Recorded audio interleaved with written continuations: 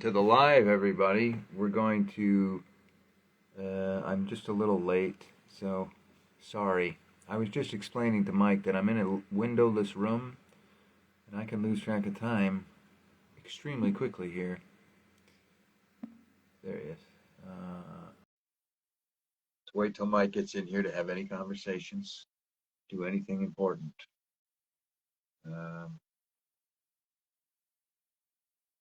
I sent him an invite. Waiting on him. Waiting on Mike. We were waiting on me earlier. I should have gotten this started like 10 minutes ago. Okay, it says he's been invited. So we're waiting.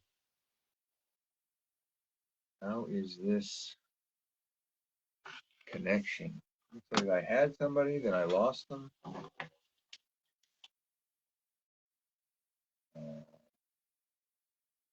I'm going to just turn off this other connection.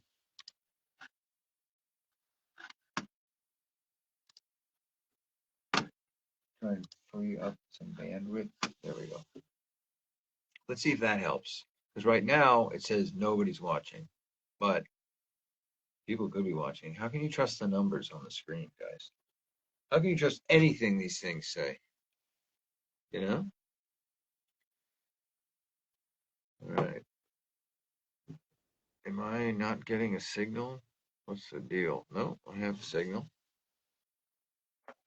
Oh man, my eyes are all of a sudden really tired. I think that is. I think we did talk about that. There he is. All right. Now we've got people. You go live with. Man, my eyeballs. I don't know what came over my eyeballs all the time. All the time. Where are you? Did you get the invite? Are you connecting? What's the good word? There it is. Okay, wow, this thing is slow to is, sir. Is it me or you? What's that? Is it me or you? Is what, you or me? The bad Wi-Fi. It might be me. It's Starlink, you know.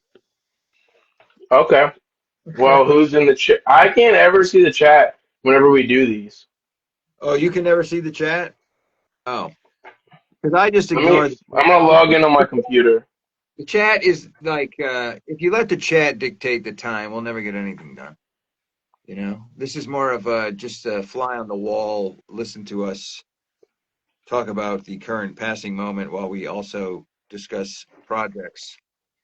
Particularly, I had asked you this before we started the call, but I figured I'd leave the bulk of the. Are you allowed to talk? Did you sign an NDA or anything? Do I have to? I don't know. I couldn't like bring my phone on set, but I'm entire season 3, and I'm on a strip club scene where I am just sitting at a strip club throwing dollar bills, and I burp. Nice. So on camera, I burp. In the scene with Was the burp Stavros and was the burp in the Bobby Lee. script ahead of time? Was the burp an ad-libbed element or?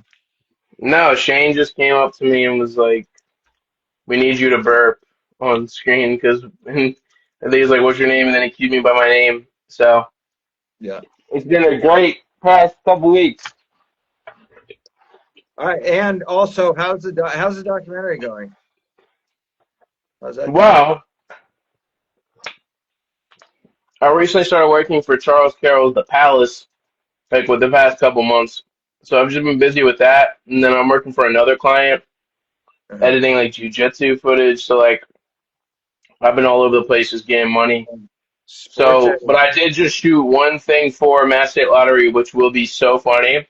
So, do you remember Stroke King, the character that young YBNG Spark plays, young Spark, the black kid at the end, the what's his name in the story? It's like um Colt or some gangster shit. I don't know, Not but he not Dylan. That's the other guy. no That's the Colt. guy. Colt. I think it was Colt. But anyways, so he's my buddy. Like we're cool, and he was trying to. Me and him have a lot of stuff in the works. So he's trying to start his own podcast because he like knows really weird esoteric like Tartaria theories, like Zachariah Sitchin, like weird ass like you know Anunnaki. Like he knows a lot of different stuff. And me and him, I was gonna help him do that, but it didn't work out. Like he messed up the recording. But eventually, we're gonna keep doing more shows like nonfiction stuff. But so then basically Jay was a big fan of him in that film, and Jay is casting him in his next another feature that's in the works, potentially. I don't want to say too much on it, but Jay Corrales, a mentor of mine, is a big fan of him. So basically, I decided that it would be really interesting if in the Matt Lottery documentary there was a segment where he reads letterbox reviews to the audience in front in like this nice, beautiful, like outdoorsy trail. We may have him like with a mic, all that, and it's just him reading letterbox reviews of Massey Lottery. So it's like this guy said he had to take a long, long walk to walk off this film because it uses homophobic terms. Or this guy's like, I watched the movie after getting head at a gas station. You know what I mean? So then I had him like read all these like awkward, weird letterboxed reviews in front of the camera, and it's so funny, like it's so good. And it will be in the documentary. It's like a 5 minute segment, maybe I don't know how long it'll be, but it's going to be like a really well edited segment, and it will be like good clips and stuff to promote the film as well. So we did that yesterday, and that was a lot of fun. So like I am piece by piece adding shit to it. So I just got like the animator Stars and Tigers to like animate stuff for like the opening credit scene. So I'm just still working on piece by piece, like doing like and then it's like I'm talking to Jay, and he's like, oh yeah, by the way, I have this childhood friend who we failed to make a movie when I was like in my early 20s. You have to interview him. Um, so like it's been like a slow piece by piece process working on this, and then eventually we're gonna shoot like he's gonna give me access to essentially what you would be using to shoot a large big budget film, that those cameras and lights and all that shit to shoot the main interview with him in it using like high quality like 4K 8K, whatever the fuck camera that he's using on his next feature, he's Mhm. going to let me use to do like the main interview with him. Because I just have a lot of sparse interviews with a bunch of people over Zoom and in person using like DSLRs and camcorders and like my phone and Mhm. shit. So like I have all this stuff, and then but we're gonna do like one main interview. And I mean Hans is there gonna be. I don't want to speak too much on it, but like I'm gonna be with Hans in a month and Jay. So I could probably get another interview with Hans. Like we'll see what happens. Well, But yeah, yeah, I would you say know, that's always if you're looking, I don't know how you're ending your documentary or whatever, but if you're looking at it like as somebody who doesn't know anything about their journey, is that how you're editing it for like an audience that doesn't know them at all, doesn't know anything about Massey no. Lottery? Well, yeah, but like I don't know. I'm trying to figure it out. But like, I want it to be very well structured, and there's various parts, and each part is devoted. I want it to be all in chronological order. I mean, there's that small thing in the beginning that kind of shows a lot of like of the screening, like the aftermath of the screening, and what all these people at the screening thought of it. And it's some really good audience reactions. Is like the beginning, and there's like a really good. It's good. It's good, but like it is kind of like a I do want it to be have these like beautiful chapters. Like I'm writing chapters that narrate that have these stuff. So like I've had to sit Jay down and essentially talk with him for like 2 hours about every single month that involved from like early 2019 to like now. You know what I mean? So like I had to do that, and I'm gonna repeat that whole fucking conversation when I have the 4K camera because um because a lot of these interviews have been like, oh, right as soon as it's done, 10 minutes ago, we got to get an Uber to go to like do some shit. You know, like a lot of like I go and I hung out with him in Boston or New York or fucking, Brooklyn and then Philly. Like I'm fucking hanging out with him, and then it's like, oh shit, okay, we only got 10 minutes. Like so, I'm glad that like when we're doing the his next film, and I'm working on that behind the scenes, like doing something else.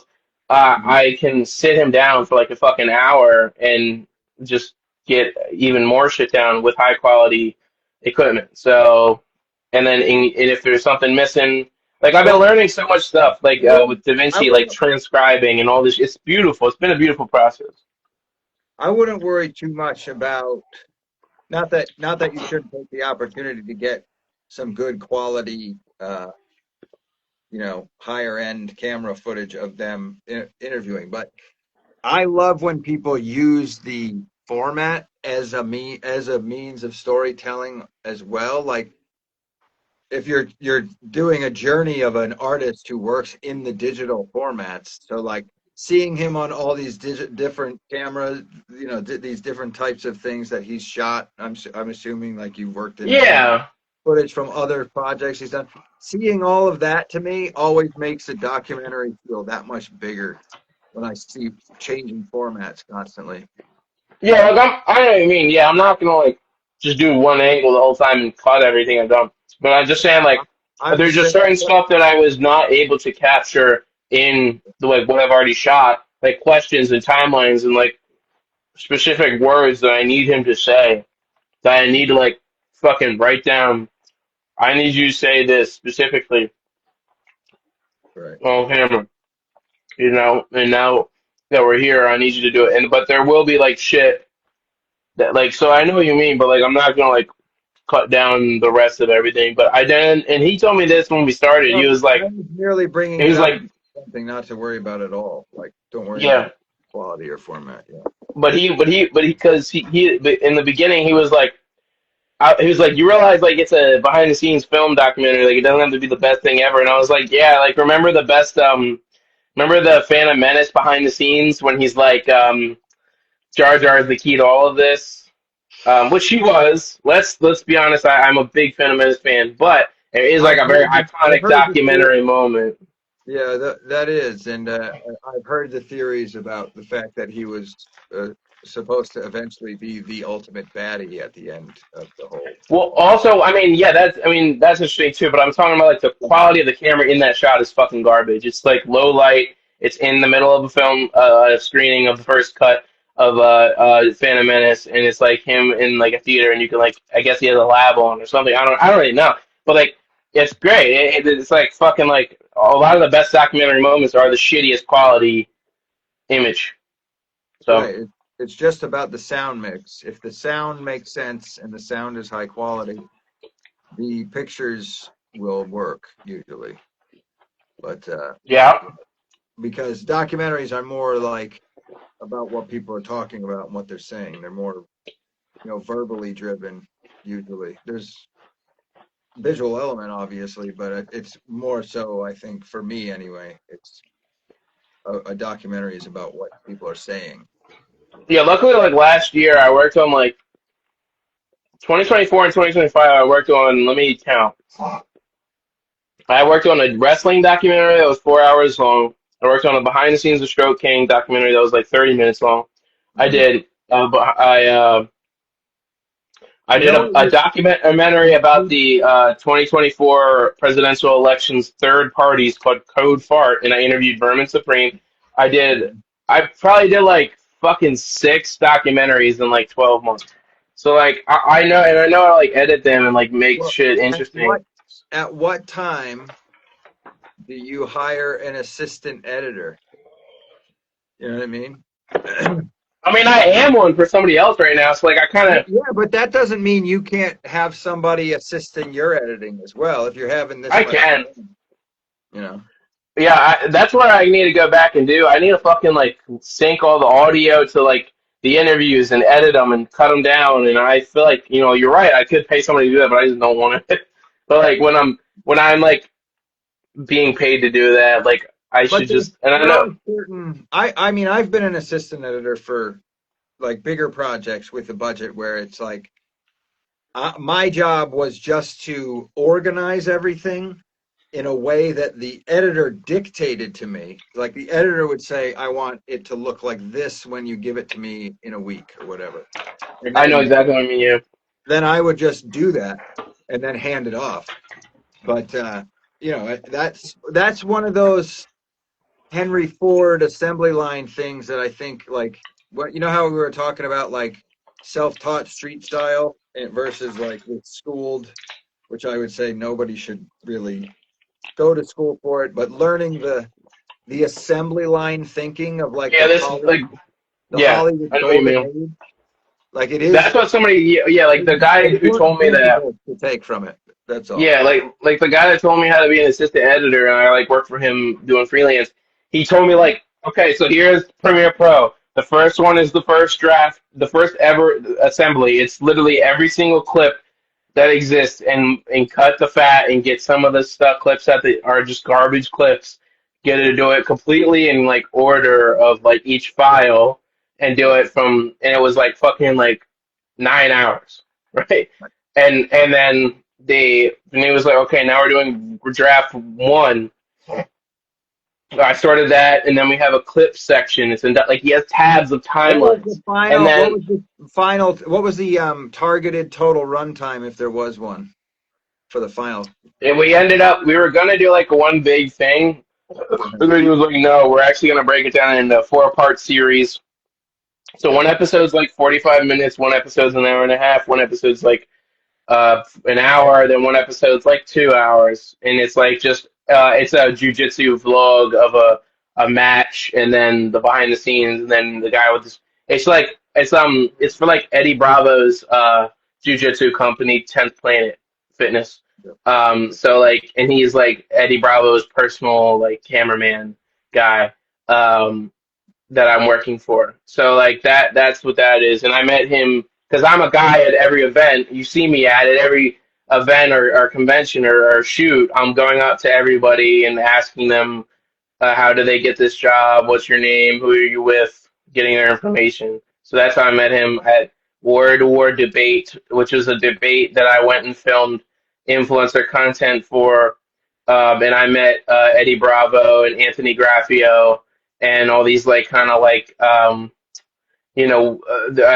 Casper and like all these weird political type, not weird, but just all these like internet journalists Yeah, types that I met there because I was filming with an influencer. So yeah, yeah. Off the beaten path type personalities. I love them. I love everybody. I mean, there's so many people there that are so funny. Like, there's Yeah. that one like cute girl who's like a lib and does like all these cool debates there where she loses all of them, and then there's like uh this Pearl Davis just talking about how she hates women. Right. And I she think that's got like fried by Anna Kasprin because Anna Kasprin was basically like, I like women, but I love being dominated by men, basically was her argument. But I also like being like, I'm okay with being the breadwinner because I met my husband when he was broke. And she gave like a very nuanced take that like was just better because Pearl Davis was just like essentially clip farming and did not do so good, even though she like had some decent takes. Like, because Anna Kasprin is like a fucking like she's a smart journalist who's just a very intelligent and articulated. Well, it was a fun event. And I met, I mean, Eddie Bravo. I did hang out with him for like 15 to like 30 minutes at the like after party. Well, it was like each debate had their own after party, and then there was another one after. So it was Sam Tripoli was there, fucking Gavin McInnes. It was all these people. Yeah. Gavin, Yeah. what's he up to these days? What's Gavin up to? I think the last thing I saw Yo, of him was sitting down chatting. so he was funny. So like like when you're watching like a Sixers game or well not a Sixers game, like a basketball game, and there's like a announcer that's like saying shit in between like halftime is in 5 minutes, you know what I mean? So Yeah. it was basically at the event in between each debate. So it'd be like Michael Rectenwald versus Shabbos Kestenbaum. So they would be like announcing the debate, and then in between debates, they would judge them, and they were like the judges. So then Kevin McInnes would be like on the speaker in some giant, like big ass event with Sam Tripoli and the other girl, the E girl, lefty girl, and she's like talking about this and talking about that, and she's like, and he's like, I don't think bitches like sucking dick. Like, he's just saying shit that's the funniest shit ever. He's like, do women even like sucking dick? Like, and it's like on the giant, like the loudest speaker ever, and he's just like saying like, uh, he was like, "You're gay if you like have sex naked," or something. Like he would say shit that's like so out of pocket, and it would be on the loudest speaker ever. Everybody's getting drinks and eating food, and it's like Gavin McInnes just like is joking with Sam Tripoli and the girls, trying to be like, "Okay, we're supposed to be talking about the debate and what's going." It's like it was the funniest shit ever. Just being undirectable, just doing whatever the heck they wanted, basically, instead of sticking to any script. Yeah, because like he would be like the girl would be like, "Isn't it amazing that these two women are up here and debating, and it's gonna be such a great thing?" And he's like, "It should be Like at they're all home. What the serious. fuck are you talking about?" Right, yeah, I was gonna say, yeah. When when there's always have you seen that Norm Macdonald on the red carpet YouTube event back in the day? Yeah, it was like that, but like, That's what it sounded like because Norm was like, I'm not reading the prompter, I'm not following the script, give that to the kids. And the kids were taking it real seriously, and he was just like, oh, I the don't give a stars are here. yeah, The exactly. stars and what, can I give me a time machine to take back my question? It's so fucking boring. That's Yeah. the best. Hey, Sarah, congratulations on the 100th time that joke's been made tonight. That was when he sticks it to Sarah Silverman. That was one of my favorite little Or he's moments. like, oh, there's another good one when he's making fun of he's like, I'm sorry about my friend's handicap. He's like, era. He was like saying something, making fun of like the other guy, Kasem. I forget his fucking name. Ayatollah Kamani, whatever the guy on the right was. He was pretty. You know what I'm saying? He was like a comedian, and he was fucking with him the whole time too. And then the Lonely Island was it. Um, that's like one of the funniest videos on the internet. Is that like 20-minute edit somebody made? Is like Yes. so. It's like so good. That's That's really like good.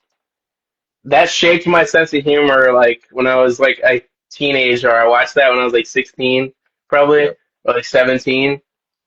Oh, Hmm. when I saw that, I was like crying, laughing at the whole situation. I was like, whoever I think it was whoever the producer was, which was somebody that Norm obviously knew personally. That was like, oh, we got to get Norm Macdonald to do this red carpet because he'll just show up in sweatpants.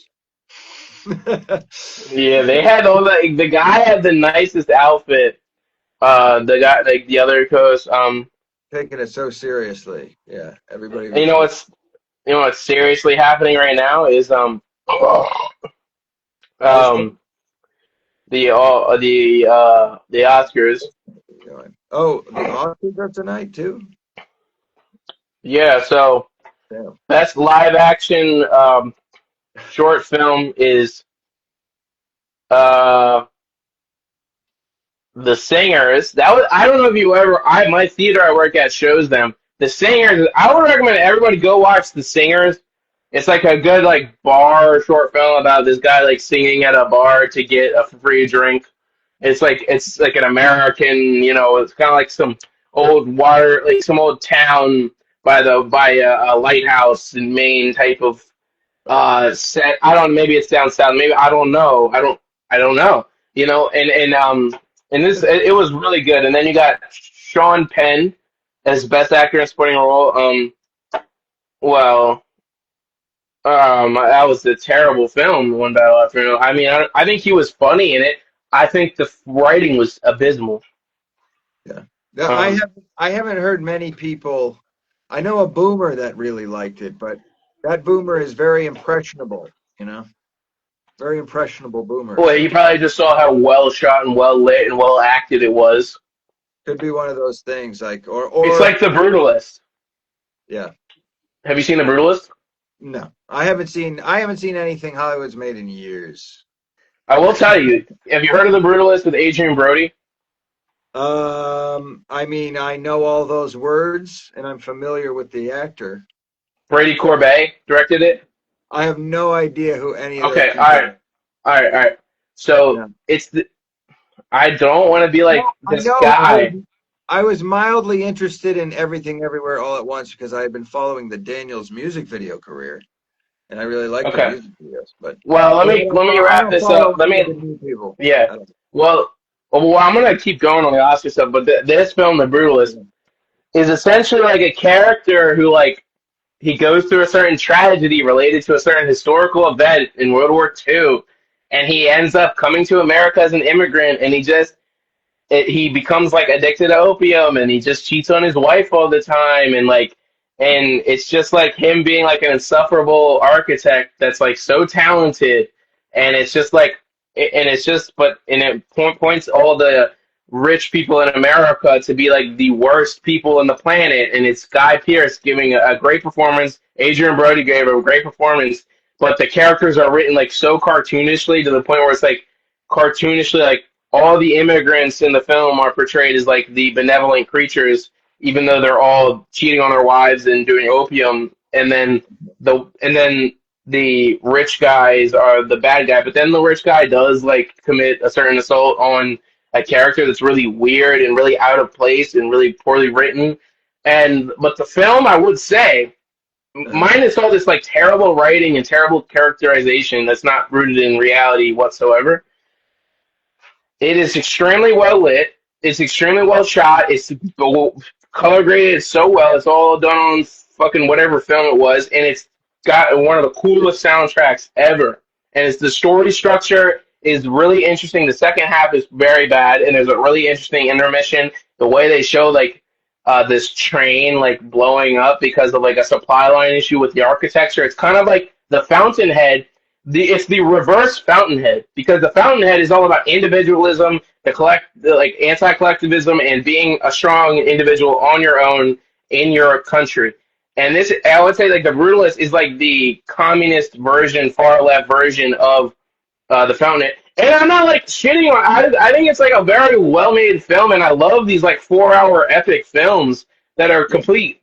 Like there's a complete garbage writing to this, and I like one that I've known. I like that it's like an auteur made film, and I like the way a lot of these films are made. Like, and I don't disrespect anybody involved in them, even though there must be some sort of like witchcraft going into the production of this. I don't know. I don't know what's going on, but like I love the way these films are made. I love the way they're acted. I love the way they're scored. I love like everything about these films. Just the characters and the story are just absolute garbage. And it's a complete like antithesis to like anything enjoyable and that would make me ever want to watch these films again. Does that make sense? Yes.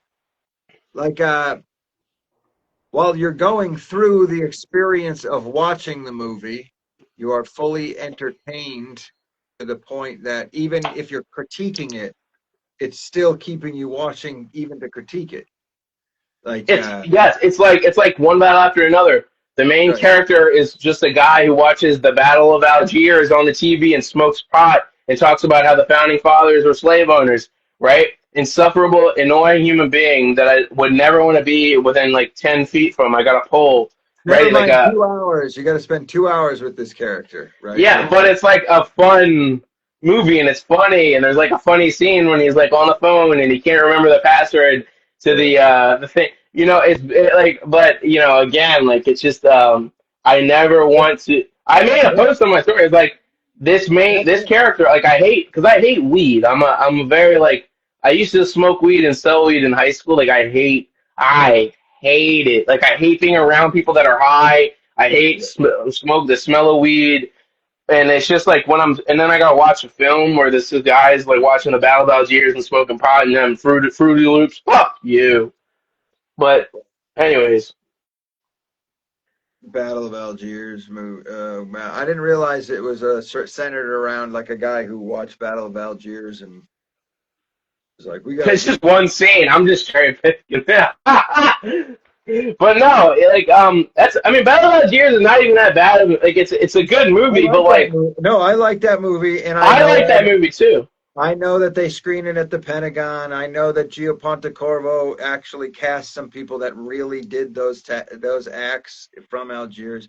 Like, yeah, I know all about it. But um, when you watch a movie about a character watching a movie and it drives him to go do things, that's a movie that's like, hey, you should go out there and do things. You know what I mean? It's like, Oh, nah, I didn't even need to say it. I didn't even need to say it. yeah. You said it. You said it. Well, that's a I didn't even need to say it. Oh, that's so good. how does it So end? then we got what? If you want to watch a movie about a revolutionary who is likable and cool, watch Death to the Tin Man from Rain Tintori. That's a short film. It's like 11 minutes long. Mm-hmm. We'll Death to watch the The Patriot. Death to the Tin Man. I'll watch Battle of Algiers. Fuck it. I don't. It's a Yeah, good watch that. movie. Battle of Algiers is Um, good. them goddamn Italians, great filmmakers. Rather Italian Marxists are probably some of the best filmmakers ever. Let's get that out of the way. Let's get that bicycle thieves. Come on. And then there's a lot of great, like, I mean, that's the thing. I'm not some guy who's out here fucking crusading against fucking Marxist leftist films. Like, who fucking cares? The problem that I have is like now it's just poorly done, and it's not done to the point where like you can separate that ideology from the film. I mean, like Bicycle Thieves, you can separate that ideology from the film. Obviously, it's made by like a Catholic Marxist type of guy, and it's a fucking great film standing on its own. And then you got like there's some Polish cinema, post-war. Oh my God, what is this Polish World War II cinema? End of War trilogy. Oh my God, this is so. Andres watched the three war films, Ashes and Diamonds, 1958, about the end of the occupation in World War II. You can separate. It's just a blanket shows what it was like in this situation in real life with well-written characters. Who fucking cares? But now it's like it's all garbage and it's all like this weird like it's lazy. Like I don't know how to describe. Maybe like what was in the food or something. I don't fucking It's, know. it's definitely rushed now. They really rush movies faster than they used to. I'll say that. Like, studios don't want to spend more than 2 years on a movie now, but all the best movies took 3 years or longer to make. You know. Um, I mean, even the equipment. well, yeah, that I mean, that they used. I mean, I bet it was fucking. Oh my god, I've worked on a Bolex project with multiple people this year. yeah. Fuck that. Oh my god, dude. It's Like, funny. Like, yeah, that's how you find out whether you're like a cinematographer or or not, because some people look at the cameras and they get like, oh, they get so excited over gigantic lens changing, check the gate, all that kind of like just like a camera crew of like 6 people, just for the camera. Um, yeah, Me, yeah. no, I don't. I mean, unless I need that shot or I have the money to pay somebody else to worry about it entirely while I make all the decisions, yeah, I wouldn't work with certain cameras. But that's how you have to think about things is like as a director or whatever, producer, whatever you are. Usually, a piece of equipment, like if you're shooting for one day with a Steadicam with a bigger budget, Yeah. you're going to rent a Steadicam, but you're going to hire a Steadicam operator, Oh, I've seen them. somebody. Yeah, yeah. Yeah, Sweaty you're ass going to hire guys. somebody who specializes in that camera or in that tool if you want to use it because you like the image. That's the difference between like the guys that are making the big budge stuff and the guys that make smaller budge stuff is they think about everything down to what model camera they might want. Where I say you want an artist who knows cameras to make those decisions. You know, Yeah. um, but Ashes and Diamonds. Uh, It is about these like guys that are in the post-war. But okay, it's like post-war, end of World War II, small like these guys in like the anti-communist underground in it's about like the building of like the Polish communist country after World War II and like basically about like the eradication of the anti-communists and by the communists in the town and it's basically told through the perspective of the fascists or anti-communists in the film and it's like a very slow like decay of this like potential order that was like happening after World War II where like they were getting like support from the Germans and then they like slowly decayed into like all of them are running for their lives and getting assassinated by like the looming slow communist order that's being built up in this town. Where is it all set? I think it might be set in Warsaw. I don't really know. I think kind of the impression was kind of like this small town.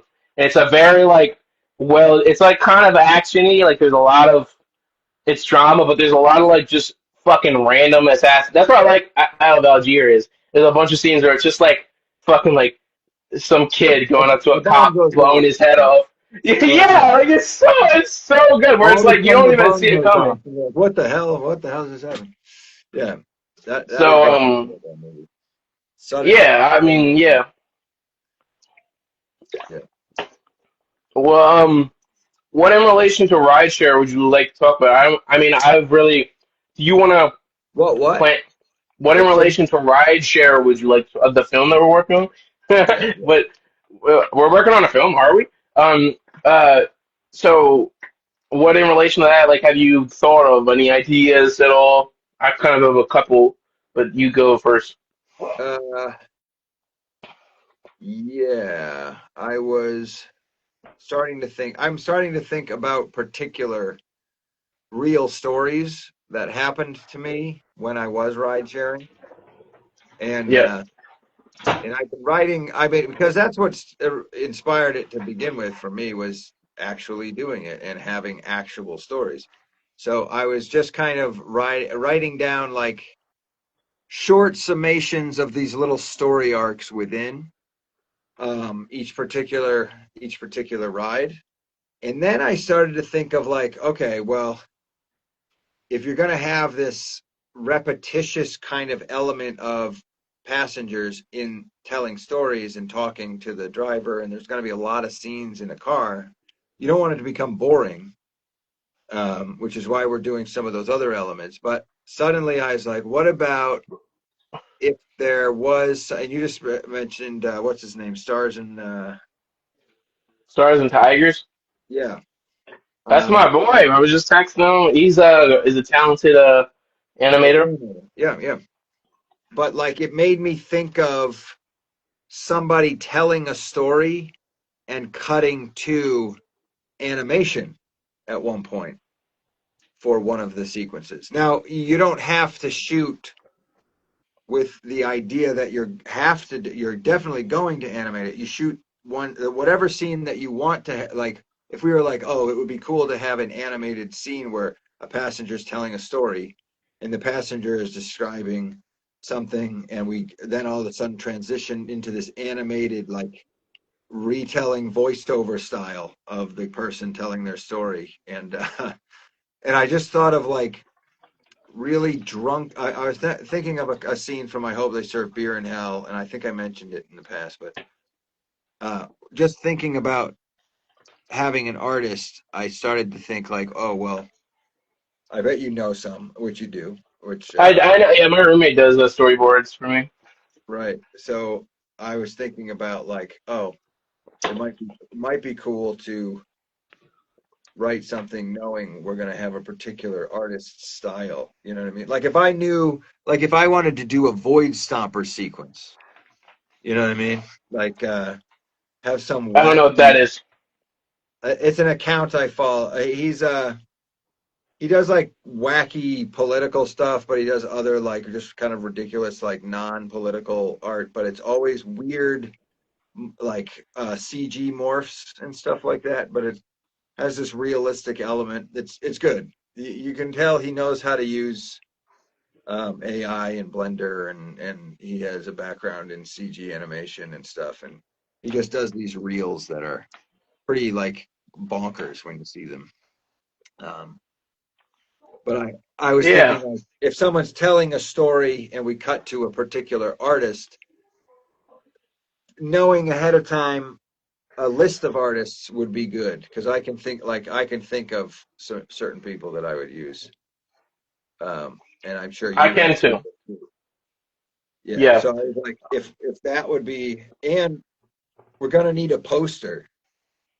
I think it's time to have our poster designed. Now I had shown you Is those it?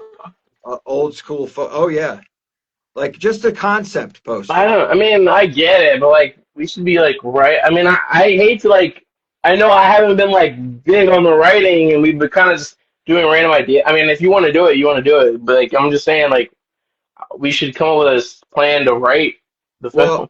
are we gonna sell this thing? I know. All right, but But here's the thing: if you do an animated, like if you have somebody with an animation kind of style or whatever the style is, and they do a concept poster, these are things you show to investors, and they go, "Oh, you guys aren't yeah, you aren't dicking around." No, no, no. We paid an artist to concept show you what our concept is, and all of those things, you know. Um, yeah. But I think we should because also come up with like a the two script. I things mean, the two things that sell. Let me say this. Have you ever seen the teaser trailer for Alien, the first one? I forget, but probably yeah. It's a huge movie, right? Alien, a huge franchise, huge, absolutely huge. Go watch the teaser trailer if you haven't, and then watch a making of the teaser trailer. The teaser trailer is these epic pan down shots shot on film, and it's an egg on like this alien, misty alien floor. And then the egg starts to hatch and stuff, and it's all this wacky sound design and like crazy stuff that just like gets you amped. And the guy who made it, I'll just spoil it for you if you haven't seen it. The guy who made it used an egg, a literal just chicken egg, and it's sitting on some dried brownies, and then he just lit it in this epic way. So one of the biggest franchises ever, before they even had footage, already was hyping people up with an egg sitting on brownies as the image. So when don't ever like the trailer. Every friend I have that works in PR and stuff, they're like, a trailer sells the movie and the poster brings people in. Like those are the two things that sell a movie. So Hmm. sometimes if you have a great concept, having a great poster showing the concept, big time investors are looking for people who understand what's missing in the market right now. And what's missing is like what you want to see, probably. You know Yes, what it I mean? is. Yeah. Yes, it is. So those are the things that also sell the this is a better thing to invest in terms of other people, because the more I think about the movie, the more I'm like, oh, we got to make sure that we got to make sure that we make this correctly. We don't want it to turn out like some turd, obviously, but we don't want to. Like I'm thinking of like my Spanish friend from New York City, Carlos Garcia de Dios, who is an excellent cinematographer. And if you heard me say your name, dude, give me a call. But who knows? Maybe he doesn't want to be associated with us. Who knows? I don't know. I'm just laughing because he'll get a kick out of that. But um, yeah, though I'm thinking of like bigger. Like I have people who have 20 years experience that we could contact. That might not be a name, but they have 20 years of experience. Um, Hmm. or or do we hand it to somebody that's like one of your boys and has less experience and see what they do. Let me These are pick all like 2 to 3 guys and just fucking. well that's what I mean. Like when I think of all these other people, I start to think of what we think. Oh, that was one thing that I did want to discuss was what do you think it would cost based on your best estimates of just the how the cost of the people. You know what I mean? $50. I don't know. Probably like with my friends or people I know, like graphic designers, it probably costs like $50. Like Oh, what do you think I'm talking? I'm talking about the movie, the whole movie, the cost I of the think I whole meant the movie. poster. The movie, no, I think Oh, it costs not 10 the grand. not the poster, the whole The movie. movie, the movie would cost 10 grand. 10 grand. 20, That's 20, 20 to 10, 10, 10 to 20 grand. who you pay. Who are you paying, and what are you basing this on? Um, Depending on the car, I mean, let me think. Everybody could just kind of use their own cars, but we'd probably want the main car to be like one that we bought or just my car. Maybe not. I don't know. Just props would probably be like $500. The acting would be like probably like 2 grand to 3 grand. Uh, How long's your shoot? uh, 2 weeks 2 weeks. Okay. and 2 weeks. Full time, and then some sound stages for like indoor stuff over here and over So, there. so We I'm go, or we could do it in garage. I don't really know, but like I'm saying, like it's probably not gonna be like fucking some micro budget film. Like I'm not. I don't think that's it. I think at the smallest it would be 7 to 8. The biggest it would be like 20 to 25. no, I'm trying to get. I'll get 100K for a 3 week shoot. Do you think you could do that? I'd rather shoot for a month. The I mean, I haven't written this like, you know what I mean? I know the idea of the story, but like, I haven't written the, like, well, I haven't well, written the film. Like, I don't know yet, you know? hold on. Um, we Like, I'm have. not questioning. I'm just, I know. I'm taking us both through it. I'm thinking through of how to figure it out as well. Um, we have you as an actor, right? yes, that's money. 3 weeks of your time. What do you want to be paid? 2 grand. All right, I'll take that deal. So that's one of our actors. Well, So let's just say yeah. that's one of our actors. So how many characters come to mind already? The uncle. Now he's only going to be 2 days maybe. So we'll call him $500 because we want to get people paid. You know what I mean? These are your friends. Yeah, he'll be $500. You want to get people paid though, right? Um, we talked about caterer. That's somebody who let's say it's 5 grand for the caterer and the food for 2 weeks for Because everybody. you'll have to pay for the food and all that shit. Yeah, you have to pay Like, for whatever the bill is to the caterer, and which includes driving it back and forth. You know, they'll nickel and dime everybody on everything. Um, so how much are we up to? 7,500. Okay. And what did you say? 10? I said for me, I said 2 grand, but now I'm thinking like 4 grand. But Better. That's good. That's why we're having this conversation. Because 4,500. like back in the day, I undersold myself. I got screwed. I was miserable on every shoot. Like you don't want to do that. You don't want to do that Well, shit. all right, 4,500. 4,500 is what I'm doing. All right, man. Okay, I'm doubling Napoleon Dynamite, which I think You was know like how two much you grand. know what my day rate is? Do you know what my day rate is as a cinematographer?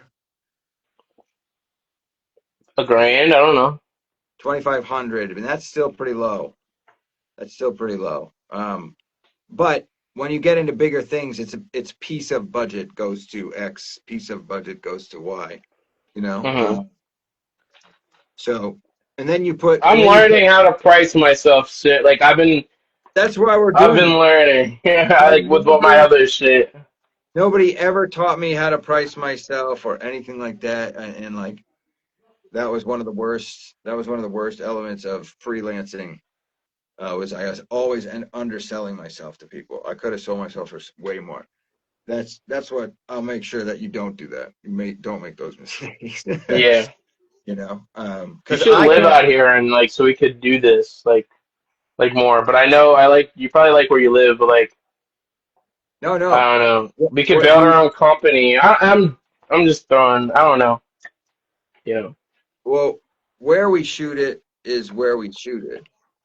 You know what I mean? No, I know. I'm just no. I know. I'm just. Anyways. Um. All right. So that's good. Do you want to run through the whole thing right now, or do you want to just like fucking spit like talk about No, that another time? that was all I was trying to get at. Was just like just to think about that a little bit differently in terms of Locations would probably be like 10 grand, like 5 grand, 10 grand. yeah. That's the other thing is you never know what people are going to charge you. So we we make these things, and then as soon as somebody sees like, oh, this looks like a big production, we're gonna charge them even more for the location because they have to use it again. You know, you run into that everywhere as you start shooting in any Well, location. You know. let's say let me look up real quick. Let me look up something real quick. Uh-huh. Delaware film tax credit. Because I know people that know the guy at the film office in Delaware. There is one. Yeah. So I'm not. Um, dude, they don't offer. Oh, okay. But let's. Oh, fucking. Um, I swear there's one for like 100 grand. I swear to God. Come on. Come on. I swear to God. Ooh, I gotta stop swearing to God. Delaware Film Office. Uh, da, da, da, contact. But there is. I know people that know the film office. So like, but they're kind of like I don't. They're like not. They're nothing like big as far as I know. But like, I don't know how they can help us in any way. But like.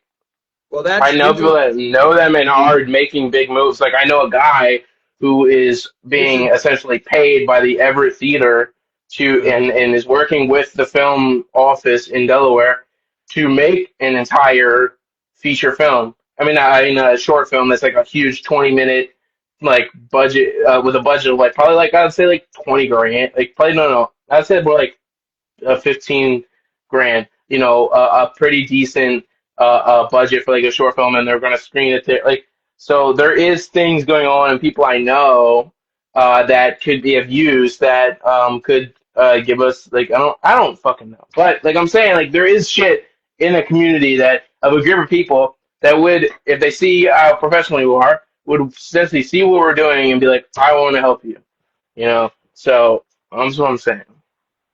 yeah, good. So yeah. Um, oh, we've gone for an hour. Is there? Um, Oh shit! have you Ever done community stand up? filmmaking program. Have you done stand up? Do you think I'd be good or what? It's not a question of if you'd be. It's like jumping off a cliff into water. You know, you just do it for the experience. You know, like Yeah. will your feet hurt? Maybe, I don't know. You might land wrong or whatever, but probably live through it if you look before you leave. I But think I'd be good at it. But I don't. it's I just don't want to about like devote my time to it. Like, I mean, that's not what I mean. The best stand up I've always seen was at an open mic when somebody walked up there and said, "I don't have anything planned. Is there anything you want me to talk about?" And then somebody will, as they throw out suggestions, you just find something that you actually have good thoughts on, and then you just talk about it. But yeah. it's a good experience. I suggest it to literally everybody that ever does art, especially writing, because I should do it. there's nothing more rudimentary than a person on stage with something they wrote and performing it themselves. So, um, Yeah. I would I suggest. sent you this. I sent you Or this link that if has. you film it and bomb really bad, post it online and then everyone laughs and it's usually like a brag, you know. Yeah. I sent you this link. Hold up. Hold up. Hold up. Fucking A. I sent you this link that's Delaware Film Production Resources on this website. So it has all these different links of like just all these organizations and that might have like the right paperwork or the right might like one's like a collective. You know what I mean? So like these are interesting and important stuff that I sent you. So check that out. It's Delaware specific. Um, just some websites and groups and organizations and ways we could find people to help us that are local or get I don't know what the fuck, but you know. All right, but let's wrap this up. Um, but this is good. We covered a lot of this stuff. I'm gonna call you after this. Um, but yeah, this was good. All right. Notable Are you films. gonna do or do you want me to do the outro or? You can do the outro if you like. What's the outro? Do we I have a don't know what song? the outro is. But thank you everybody for who's in it? Who's been in the chat? I can't see the chat. So have you seen anybody in the chat? Oh yeah, there's people, but my number count and stuff is I can't trust anything. I'm also being heavily shadow banned lately, but we all What's know it it. was? Who's been in the chat?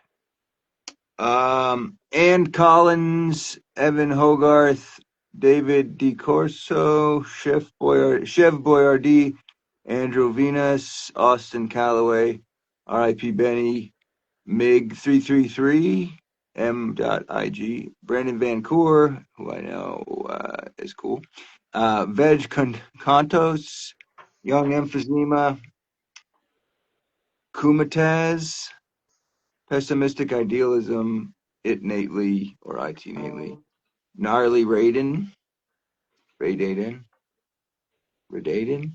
Gnarly Rad Aiden. I don't know.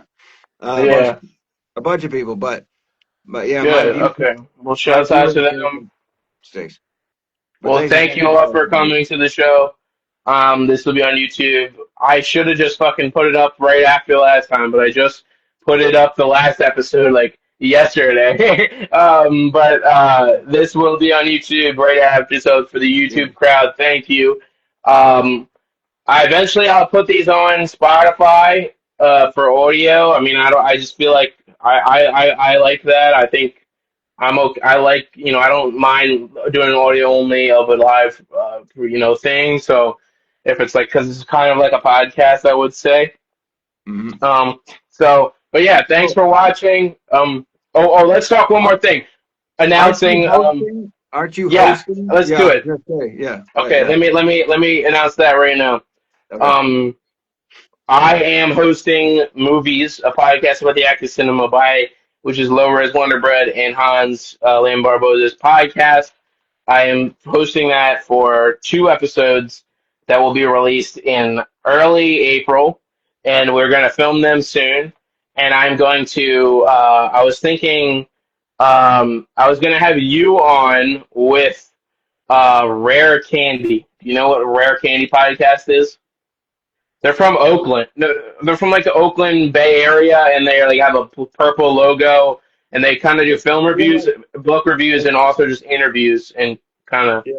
I think I have. I think I probably follow them. I think that name sounds familiar for sure. So we're gonna have you be on that episode, and we're gonna pick a film to review, and Right on. then um, I'm gonna have Kenny and so I don't know, but I know I'm doing one with Kenny soon.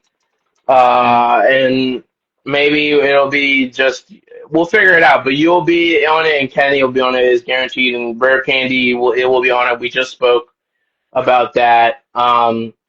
I don't know what films we're gonna do. I don't want to like kind of go into that, but I was thinking like there's this Hong Kong film called The Battle Wizard, and then I was thinking of fuck, what the fuck was I thinking? Like The Holdovers? No, we should do Joe Dirt. We should fucking do Joe Dirt. And That's Joe Dirt that's 2. really No, good. we're not doing Joe Dirt 2. But Joe Dirt, honestly, Joe Dirt 2, just Joe Dirt 2. Imagine. No, it's so bad. Joe Dirt 2 is so bad, but there's a really funny scene where his balls gets like stuck in the airplane toilet seat. It's so good. But let's just do Joe Dirt 1 because it's a classic, and then I'll give my opinion on Joe Dirt 2 in it. But I feel like you would be fun to review Joe Dirt with, and Rare Candy would too. It's been a while since I've seen Joe Dirt, but I think Kid Rock is excellent in that movie, so I'll enjoy watching it again. Why don't you get a hamburger and some French fries? Yeah, hit it. Def Leppard sucks. Def Leppard sucks. What does he say? He's like, you crying boy? He's like, Yeah, I'm cool. remember he's got to fight him. He's like, no, you're not. He's like fighting him. He's like, my microphones don't like no feedback. What's up? Or he's like, why don't you? Or all his buddies are about to bully him, and Oh, he's like, why don't you go practice spitting out teeth? I'll be there in a minute. Jay's in here. Low Res Wonder Bread is here, and Autism Aware is also here. He says, Mass State Lottery Best Picture nomination. Matthew Lottery should have swept the Oscars. That's true. I swear to God. I gotta stop swearing to God. But yeah, Union maniacs. It's unreal. that's what we need. We need like a no union film to make it in Oscars, but that will never happen because there's a satanic agenda. It's already Yeah. I saw this thing with I don't even want to say it. I'm done. I can't even I don't even some of the stuff I just like I think of I don't even want to put out there because I just feel like I'm gonna like add death and despair to the I don't even I'll tell you later. All right, That's a good thing to get in the habit of, not putting it out there. So I like that. I don't, a lot of stuff I don't even want. I just spoke with Nick Hayden and we're like I was like, dude, I feel like Frodo from Lord of the Rings. Sometimes it's like I wish the ring had never come to. I miss this like knowledge. And he's like, and he texted me. He's like, so do all who face such times. And I sent him a gif of Frodo and Sam hugging each other, crying. I'm like, and we had like it was like the most emotional. That's my boy. Shout out to Nick Cade and shout out to Eric and Charles. And shout out to you, Tim. This was a great episode. Like, comment, share, subscribe to the MLA's channel. Also, go follow Tim Stevers on Instagram. Thanks for coming. I'm gonna end this right now. You good? Yeah, I'm cool. All right. Have a good night. Peace. You too, dude. Later.